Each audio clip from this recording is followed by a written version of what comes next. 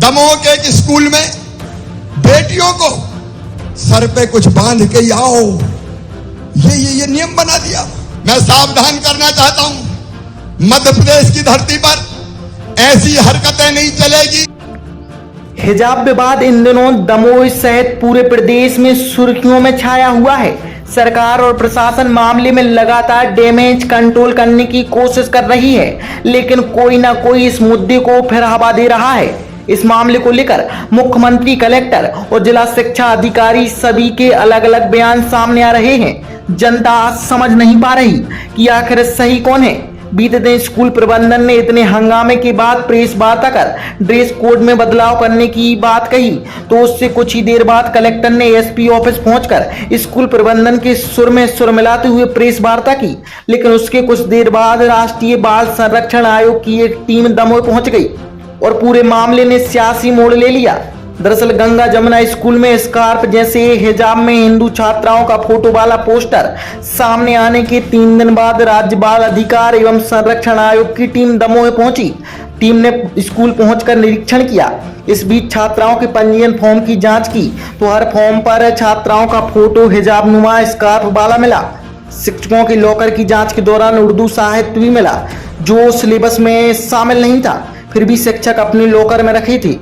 ऐसी 5 किताबों को आयोग ने जब्त कर लिया है।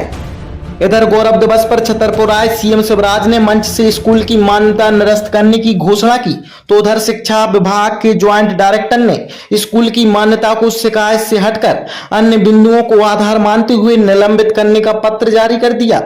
अब स्कूल की मान्यता निलंबित हुई है या निरस्त, इसका जवाब कोई नहीं दे पा रहा। लोग मान रहे हैं कि पूरे प्रकरण में जिला प्रशासन ने सीएम शिवराज को अधूरी जानकारी भेजकर गुमराह किया है। हमने स्कूल का निरीक्षण भी किया। स्कूल में जो दस्तावेज हैं बच्चों के, जो उनके आवेदन हैं, उनकी मार्कशीट है और भी दस्तावेज हमने देखे हैं। सारे दस्तावेजों में सारे बच्चे, मतलब सारी जो बच्चियां हैं, चाहे वो कोसी धर्म की हो, वो गले को सिर को ढके हुए हैं, हिजाब ही है वो, और हिजाब पहने हैं।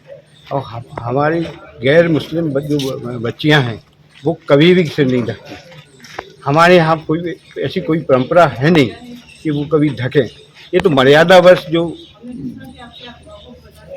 बड़ी उम्र की हैं, जो विवाहित महिलाएं हैं, वो जरूर सिर ढकती हैं, वो भी आदर के साथ में, बड़ों के आदर के लिए वो मर्यादा में वो ढकती है। मगर यहाँ सारी की सारी बच्चे हिजाब लगाई थी और कुछ पेरेंट्स से भी हम मिले, उनको ये जानकारी नहीं थी उनकी बच्चियाँ स्कूल में हिजाब सिर को ढकती हैं, हिजाब पहनती हैं।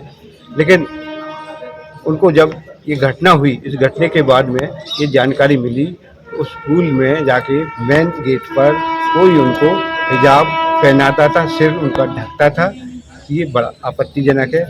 इससे हिंदू धर्म की जो भावनाएं हैं और भी जो धर्म है उनकी भावनाएं आहत हुई हैं और अनायास स्कूल ने अपने आप को विवाद की तरफ ले लिया।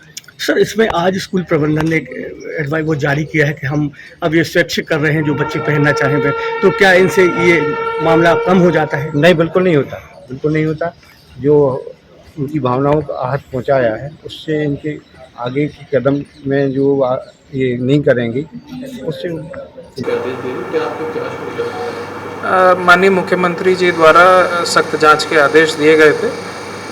तत्काल प्रभाव से फिर एक हाई पावर्ड कमेटी बनाई गई एसडीएम और एसडीओपी के साथ में, और जब कमेटी जांच कर ही रही थी, उसी बीच में जो संचालक संस्था थी उसके द्वारा हमें ऐसा बताया गया और उन्होंने अपनी समिति का एक प्रस्ताव पेश किया, जिसमें उन्होंने जो बंधन ड्रेस कोड था उसको चेंज किया है और अनिवार्यता जो स्कार्फ पहले लगाया जाता है उसको चेंज किया गया है। और इसी के साथ में जो मॉर्निंग में प्रेयर रहती थी उसमें उन्होंने ये भी कहा है कि अब वो जनगण मन ही रहेगा। सर, अभी जांच में क्या सामने आया? जांच क्योंकि कमेटी बनाई है और पहले हमने क्या कहते हैं तहसीलदार के अंडर बनाई थी, फिर उसके बाद जब माननीय मुख्यमंत्री जी के निर्देश हुआ था तो हमने हाई पावर्ड कमेटी बनाई थी। तो अभी जांच जारी है। ऊपर जांच में कई सारे हमारे पास ज्ञापन भी आए हैं और अलग बिंदु भी आए हैं। इसके अलावा तो सारी मैटर पे वो जांच करेगी। सर, जो देखा गया है कि वो जिसको वो स्कार्फ बता रहे हैं वो हिजाब है या स्कार्फ, कि अगर उन्होंने ये बात कही है कि पूरे ड्रेस कोड बदला जाएगा तो क्या वो हिजाब ही था? नहीं, जो स्कूल में जो उनके ड्रेस कोड में है वो स्कार्फ के तरह था, बच्चे स्कार्फ पहनते थे, ऐसा ड्रेस कोड में था। प्रथम दृष्टया क्या पाया गया? नहीं, प्रथम दृष्टया ऐसा पाया गया कि 2012 से ये ड्रेस कोड लागू था और ये एक फ़ोटो जो सामने आई थी उससे ये पता चला था। उसके बाद से ये मामला हमारे भी संज्ञान में आया है और जैसे ही उनको पता चला तो उन्होंने उसको वापस लिया है। तो पहले क्लीन चिट दे दी गई?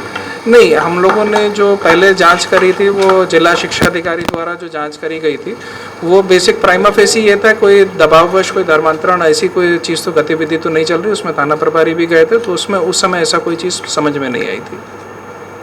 अभी भी एक छात्रा का आरोप है कि इस तरह का हिजाब का भी आरोप है, उसकी सबकी जांच चल रही है।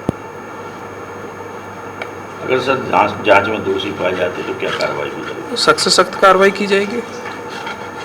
जांच को कोई सर निर्धारित समय कितने दिन में? जल्दी कर दीजिए क्योंकि बिंदु उसमें काफ़ी सारे हैं। कुछ बिंदु उसके रजिस्ट्रेशन से भी रिलेटेड हैं, मान्यता से भी रिलेटेड हैं, तो उसमें कुछ टाइम लगेगा मगर जल्द से जल्द हम उसको कंप्लीट करा देंगे। सर स्कूल क्या सरकारी कुछ फंड पर भी? हाँ, ये माइनॉरिटी स्कूल है तो इसको केंद्र शासन से अनुदान प्राप्त स्कूल है तो मिलता है इसको अनुदान।